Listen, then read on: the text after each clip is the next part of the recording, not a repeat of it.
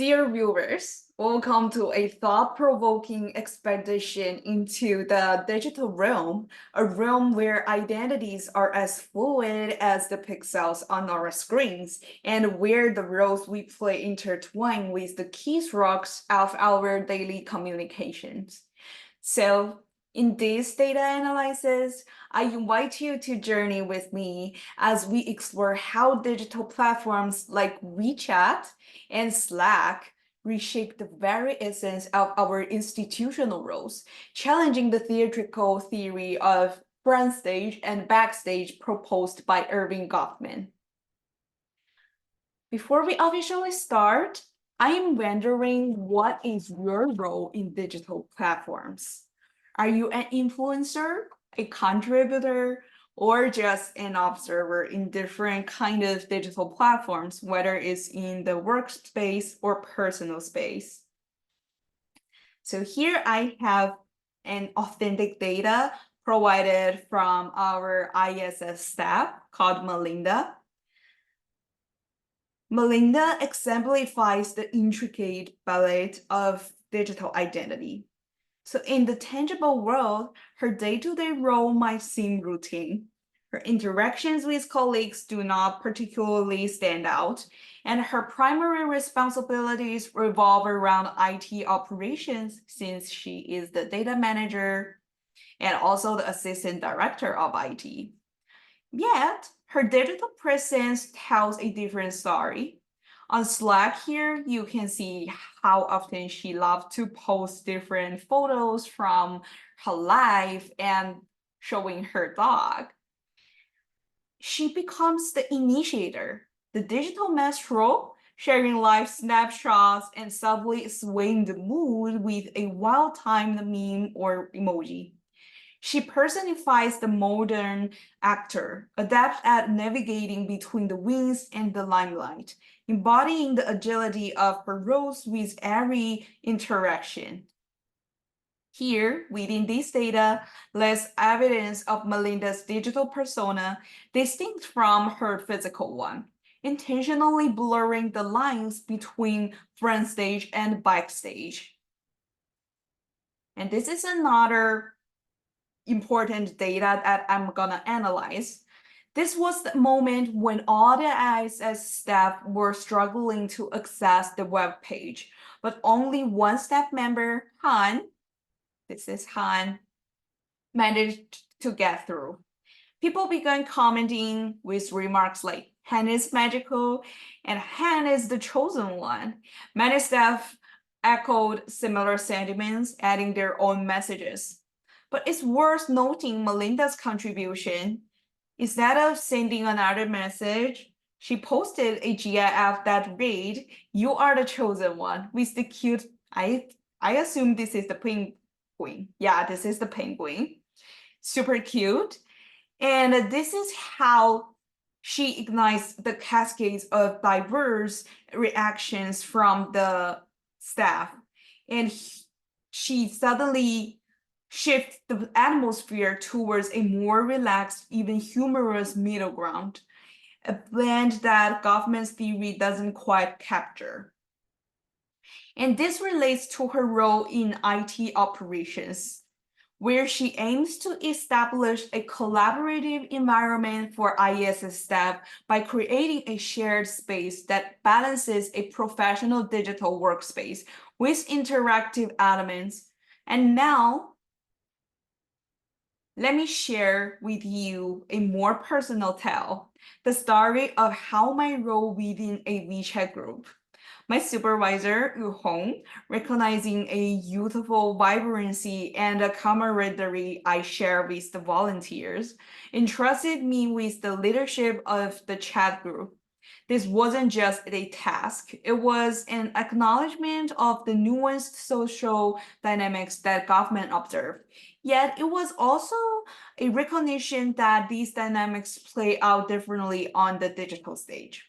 So here is the transcript of the audio recording for our meeting regarding this. Yu Hong said, "I think it will be really nice of you to lead the volunteer chat group. They aren't much younger than you." And I said, "Sure, I can do that." And Yuhong said, I don't check WeChat that frequently. And even when I do, I'm lost with how your crowd chats with all those stickers and stuff. I'd like you to be the face for ISS, but also to buddy up with them, It'd be great if they could vibe together since we really need the kind of energy for our event. Thanks a ton for pitching in, and especially since Lily and I aren't really with it when it comes to the digital chase. And I said, so you were saying I don't have to be all formal on WeChat, like what we usually do during events? Yuong said, exactly. Just get the key points across, and then you can talk to them however feels right to you, and just remember to keep it positive. You are still representing ISS after all. And then she laughed. I said, I understood. So Yuhong's words were clear, like lead the group, but do it in a way that resonates with them. Informal, vibrant, but authentic. The role I was asked to inhabit was neither strictly front stage nor backstage, but a hybrid, a space where formality and informality, professional expectations, and personal connections coalesce. So here is how I did that. Consider the WeChat volunteer group. A formal message is sent by my coworker, and I followed with a whimsical sticker saying welcome. This simple gesture, perhaps, but one that exists the inherent seriousness of an higher educational setting. Because these volunteers are or were Penn students, so they might have a setting that this is still higher educational settings. It's supposed to be really serious. So I'm here to perform a dance between the front stage and backstage with my digital identity of an influencer guiding this tempo. Based on the response of the volunteer here with this love sticker, she is influenced by my gesture to further blur the line between two stages, even in professional greetings as front stage behavior. But I also showed a professional gesture when talking about the work. You can see there is no single sticker, emoji, or any other backstage elements in the message here. So I followed what my supervisor suggests that I am the face of ISSS. So I should also present a good image or a professional image to others, even those are volunteers, and maybe to think they became a insider, the IS staff as well during the event. But I still need to perform some really front stage thing right there. In contrast, when the program concludes, I send them with a thank you letter accompanied with a cute sticker to demonstrate my backstage intentions. And in the midst of our relaxed backstage chatter, our supervisor shares photos. I respond with a respectful thank you, teacher. And instantly, the volunteers echo the sentiment. I think this is super interesting how everybody sent the same message. The stage shifts. What was backstage a moment ago becomes front stage in an instant. So here's the video showing how the fluidity role changes. And from here, these are all some backstage chatters. We post different stickers, memes saying thank you, and those are pretty cute. But from here, I send thank you, teacher, and these are all thank you messages without any other backstage elements. These rapid transitions captured in this video defy the static boundaries of government's framework, especially when institutional roles on digital platforms further obscure the line. Digital platforms indeed challenge the architecture of government's theater. The coexisting and reshaping of institutional roles and digital identities become increasingly evident. On Slack, For example, a professional front stage softens into a personal space through Melinda's informal interactions, even in her capacity as a contributor, influencer, and a manager. As we synthesize these experiences, a revelation crystallizes. The digital world does not adhere to the strict supervision of the front stage as we know it in physical workspaces. It fosters a middle stage where institutional roles are infused with personal expression. And it invites us to present a persona that resonates with the ethos of our digital communities, a persona that exists in a space where government's clear demarcations are challenged. Imagine a world where the line between formal and informal blurs into one, where our leadership styles aren't just about directing, but about adapting dynamically to the needs of our team. This is not a speculative future. It's our present reality, shaped by digital platforms. My data reveal a significant transformation, and these platforms are not just tools. They are arenas where institutional roles morph, combining the formal with the informal, creating spaces that require not just adherence, but adaptability in leadership. So, what does it mean for us? And what should we take from this analysis?